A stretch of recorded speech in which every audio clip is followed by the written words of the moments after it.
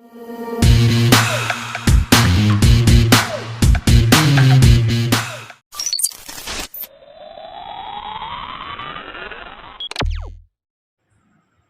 Friends, எல்லோரும் எப்படி இருக்கீங்க? நல்லா இருக்கீங்களா? ஃப்ரெண்ட்ஸ், நீங்கள் இன்னும் சப்ஸ்கிரைப் பண்ணலன்னா சப்ஸ்கிரைப் பண்ணுங்கள் ஃப்ரெண்ட்ஸ். பக்கத்தில் இருக்க பெல் ஐக்கானை கிளிக் பண்ணுங்கள். புளிக்குழம்பை நம்ம கொஞ்சம் டிஃப்ரெண்ட்டாக செஞ்சு பார்க்கலாம். இதனுடைய டேஸ்ட்டும் அந்தளவுக்கு சூப்பராக இருக்கும் ஃப்ரெண்ட்ஸ். இப்போ பேனில் அரை ஸ்பூன் ஆயில் சேர்த்துக்கலாம். 4 வரமிளகாவை சேர்த்து சிவக்க வறுத்துக்கலாம். நம்ம திருவி வச்சுருக்க தேங்காய் துருவலை சேர்த்து வறுத்துக்கலாம். தேங்காய் நல்லா சிவந்து பொன்னிறமாக வர வரைக்கும் வறுத்துக்கோங்க. கூடவே ஒரு எனக்கு கருவேப்பிலையும் சேர்த்துக்கோங்க. கூடவே 6 பல் பூண்டும் 15 சின்ன வெங்காயமும் சேர்த்து வறுத்துக்கலாம்.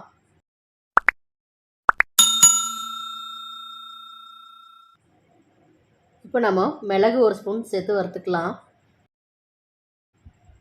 தேங்காய், சின்ன வெங்காயம், வெள்ளைப்பூடு எல்லாம் ஓரளவுக்கு வறுபட்டு வந்த பிறகு 1/4 டீஸ்பூன் மஞ்சள் பொடியும் 4 ஸ்பூன் மல்லிப்பொடியும் சேர்த்து வறுத்துக்கலாம். நல்லா வறுத்ததுக்கப்புறம் ஆற வச்சு ஃபைன் பேஸ்ட்டாக அரைச்சி எடுத்துக்கலாம்.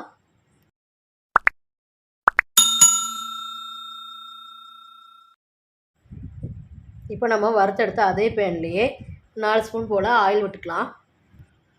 யூஸ்வலாகவே நம்ம புளிக்குழம்பு செய்யும்போது வெண்டைக்காயும் கத்திரிக்காயும் சின்ன சின்னதாக நறுக்கி செய்வோம். ஆனால் இதில் வந்து வெண்டைக்காய் வத்தல், கத்திரிக்காய் வத்தல், கூடவே சீனரிக்காய் வத்தலையும் சேர்த்து செய்ய போகிறோம். இப்போ நம்ம காய வச்சு எடுத்த இந்த 3 வத்தலையும் ஆயிலில் சேர்த்து பொரிச்சு எடுத்துக்கலாம். வத்தலும் நல்லா பொரிஞ்சு வந்திருக்கணும், கருகாமையும் இருக்கணும்.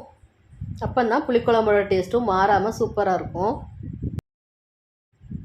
இப்போ வத்தலை பொரிச்சாச்சு. ஆயிலை வடிச்சிட்டு தனியாக ஒரு பிளேட்டில் எடுத்து வச்சுக்கலாம். பொரிச்சு எடுத்தது போக பேனில் கொஞ்சம் ஆயில் இருக்குது. கூடவே 2 ஸ்பூன் நல்லெண்ணெய் சேர்த்துக்கலாம்.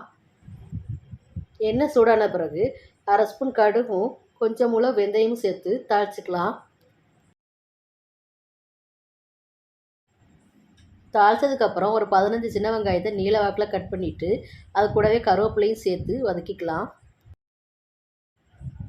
வெங்காயம் நல்லா வதங்கி சிவந்த பிறகு நம்ம ஏற்கனவே வறுத்து அரைச்சி வச்ச பேஸ்ட்டை ஆட் பண்ணிக்கலாம்.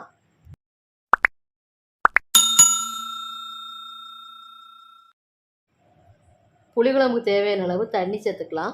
கூடவே நம்ம கரைச்சி எடுத்த புளிக்கரைசலையும் சேர்த்துக்கலாம். இப்போ இந்த புளிக்குழம்புக்கு தேவையான அளவு உப்பு சேர்த்துக்கலாம். ஏற்கனவே நம்ம பொரிச்சு எடுத்த கத்திரிக்காய், சீனரிக்காய், வெண்டைக்காய் வத்தலை புளிக்குழம்போடு சேர்த்துக்கலாம். இப்போ நம்ம நல்லா கலந்து விட்டு கொதிக்க விடலாம். நல்லா கொதி வந்து எண்ணெய் பிரிஞ்சு வர ஸ்டேஜில் டேஸ்ட்டான இந்த டிஃப்ரெண்ட்டான புளிக்குழம்பை இறக்கிக்கலாம்.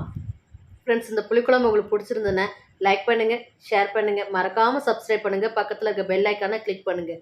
தொடர்ந்து சப்போர்ட் பண்ணுங்கள். Thank you friends.